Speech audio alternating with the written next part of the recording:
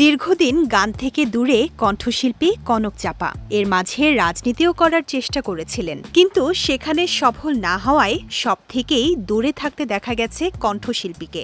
অসংখ্য জনপ্রিয় গানের এই শিল্পী সম্প্রতি মুখ খুলেছেন, জানিয়েছেন তাকে বোবা করে রাখা হয়েছিল।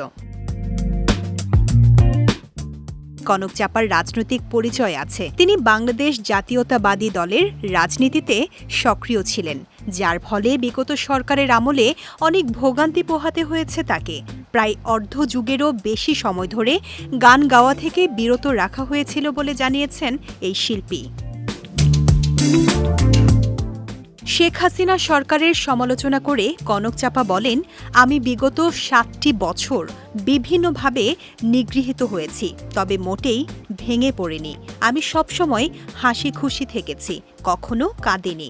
আমাকে 7 বছর বোবা করে রাখা হয়েছে, যা বর্ণনাতীত। আমি গান গাইতে পারিনি। একজন শিল্পী যদি গান গাইতে না পারে, তার বোবা হয়ে যাওয়াই ভালো। এর আগে বৈষম্য বিরোধী ছাত্র আন্দোলনের শুরুতেই ছাত্রদের পক্ষে ছিলেন কনক চাপা। ছাত্র হত্যার প্রতিবাদে 17 জুলাই ফেসবুকে পোস্ট করেন তিনি। লিখেছিলেন, আমি সবসময়ই ন্যায়ের পক্ষে। ছাত্রদের যৌক্তিক আন্দোলনে হামলা, নিপীড়ন, রক্তপাত বন্ধ হোক। স্বাধীন বাংলাদেশে সম অধিকার নিশ্চিত হোক।